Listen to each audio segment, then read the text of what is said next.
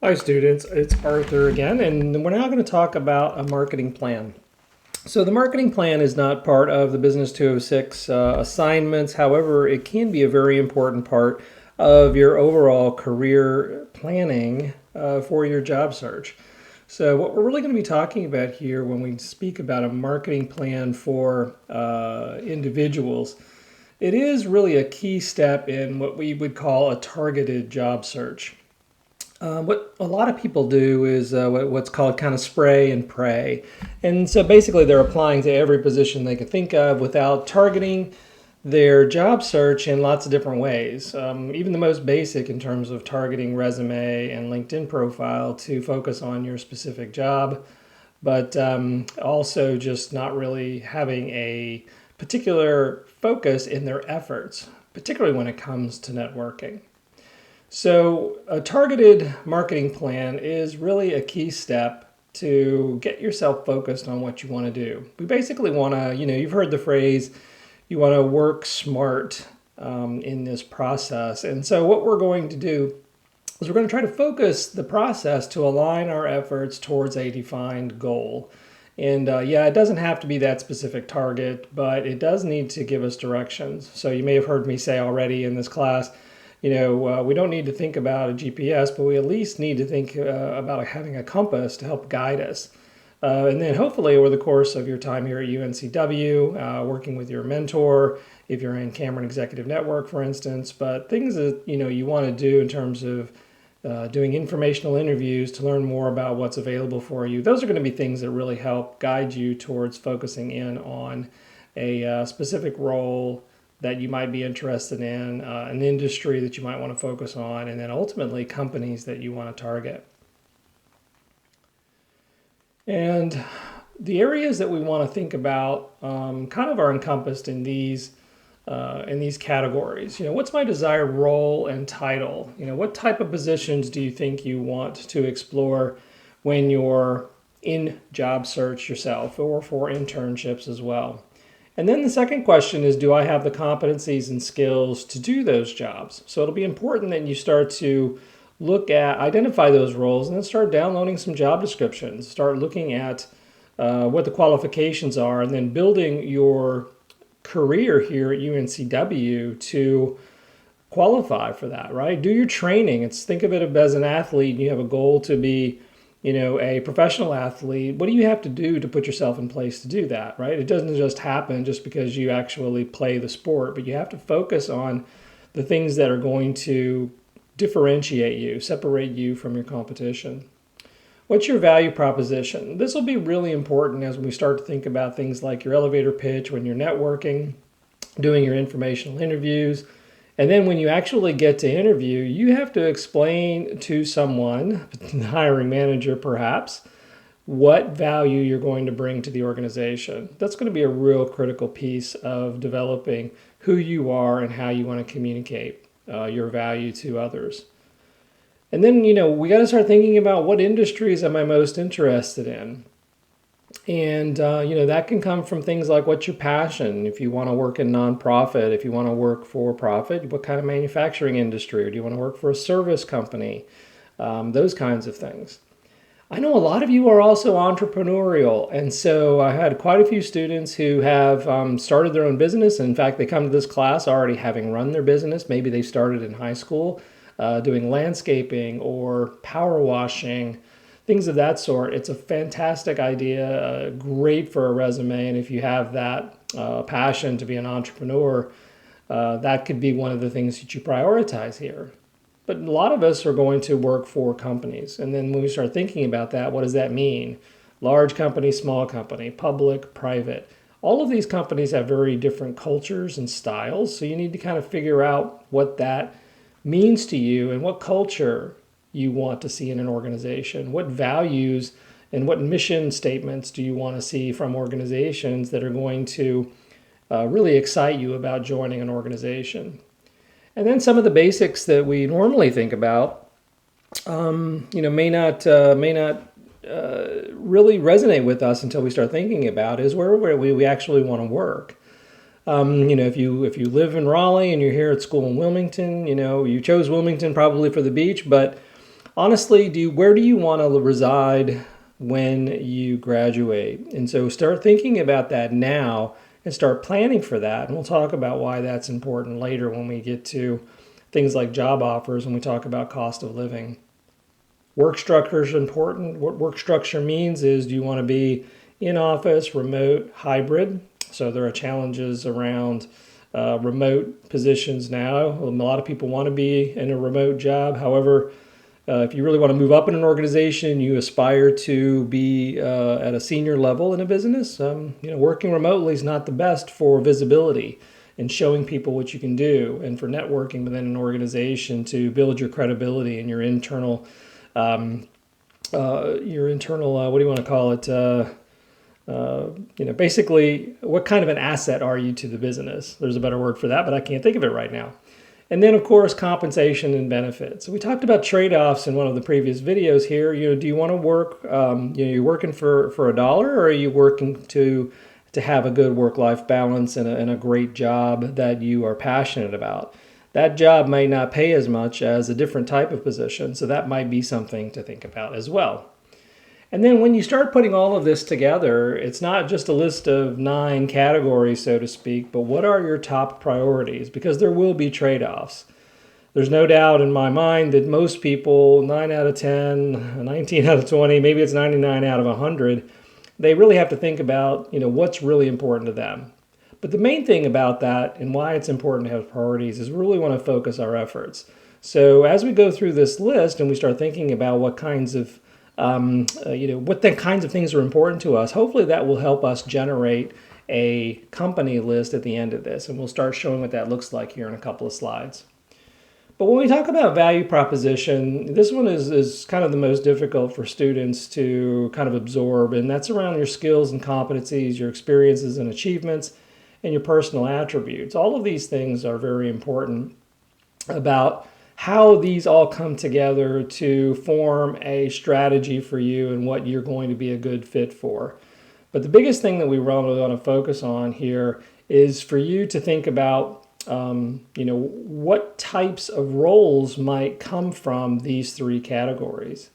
So you need to do some self-reflection, considering the challenges you faced, how you want to move forward, what's interesting to you.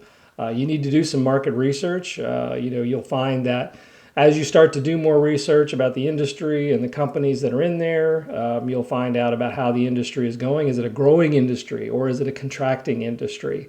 Those kinds of things are very important to think about, not just for when you take that first job, but actually the 5 to 10 year window.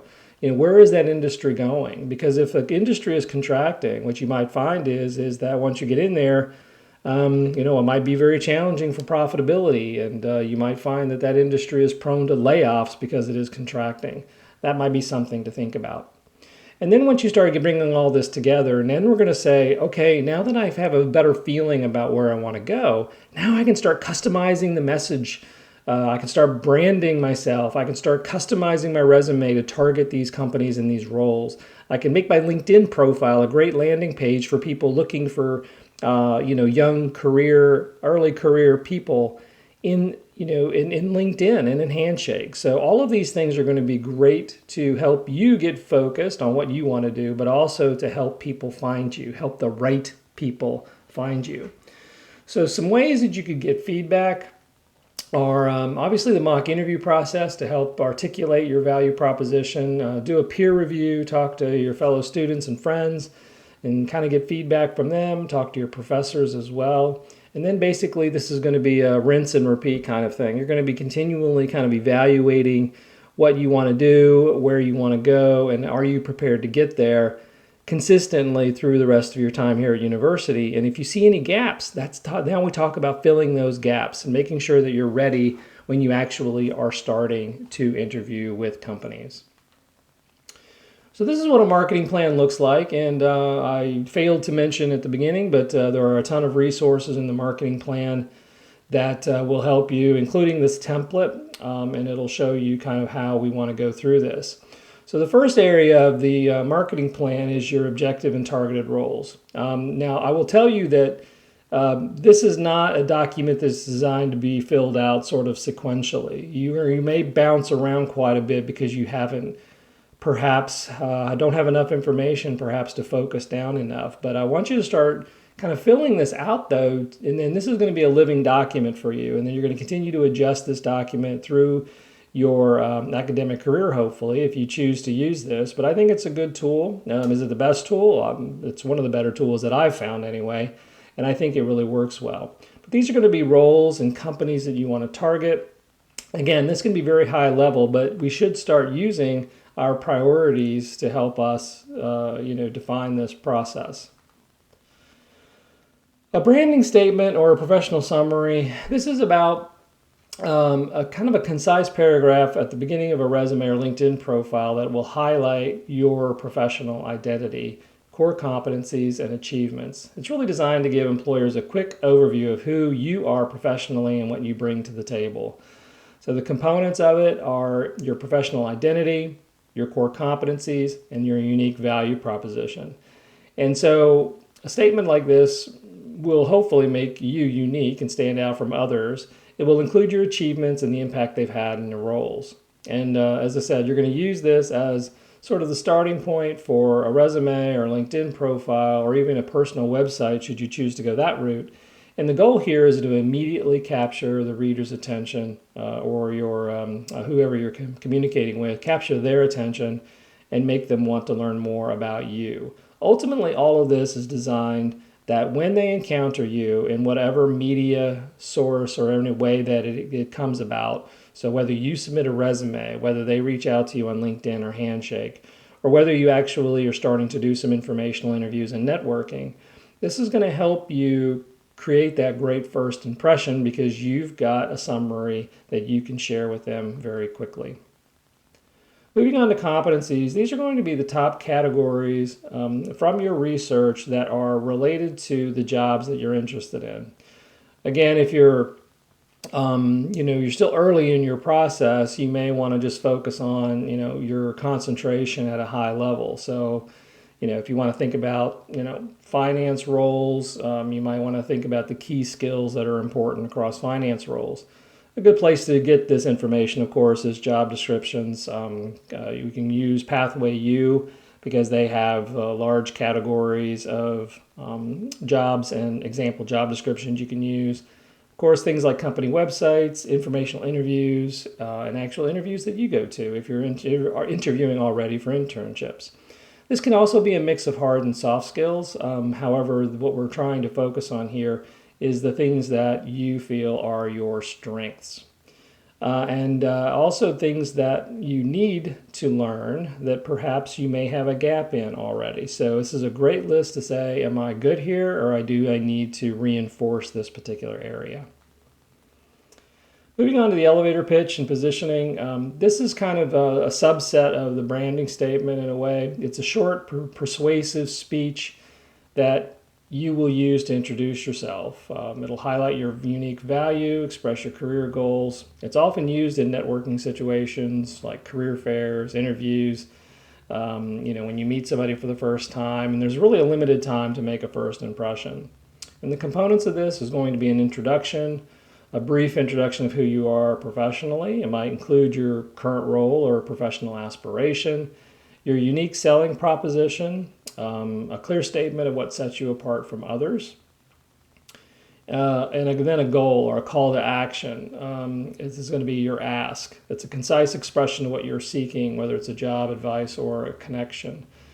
Most of the time, you're not going to be asking for a job and using this elevator pitch. You're going to be asking for time most often because you're going to be asking for an opportunity to talk to them. You're not going to use this elevator pitch to say, I'm looking for a job, because that will immediately push away most people. Because most people, when you start to say you're looking for a job, they immediately turn off and are not interested in having a conversation because that's a big ask of them. But if you just ask for time to learn about, I want to learn about what you do. I want to learn about the company. I want to learn about the culture. Those are much lower level asks, and most people, they're willing to help, and if you ask them in a kind and respectful way, they usually will accept that kind of a meeting. And then, of course, you can vary this depending on the setting that you're in and what you're asking for. The basics of your elevator pitch will always stay the same, but then you need to be able to customize it on the fly depending on who you meet and where you are and what objective you have for the conversation. And then you'll notice here that we're sort of drilling down. We're getting sort of narrower and narrower in our focus. Now we're starting to think about target market and companies. So here we're going to think about the geographic area that we're interested in. So if you want to be, you want to stay within a 50-mile radius of Wilmington, of course, but you might also have open ideas or openings, open minds to look at different areas, and you might want to focus here. And the next one might be type of industries. So what kind of industries sound exciting to you? Again, you may not have a very focused area yet, but you should start thinking about what's interesting for you. And then the last thing in this particular category is sort of thinking about the size of the organization and the type of the organization that you're going to be in and what's important to you. So there's not a real specific thing that you have to fill in this category. These are suggested subcategories, but obviously what's important to you is going to be unique to you. So if you have another category that makes more sense than this, or some of these may not be important to you at all, I still recommend you fill it out because it could be a tiebreaker later on. But this again is a unique document that you can choose to use however you wish to do. And then ultimately, our objective is to start to focus on specific industries and then companies that fit the criteria that we just identified.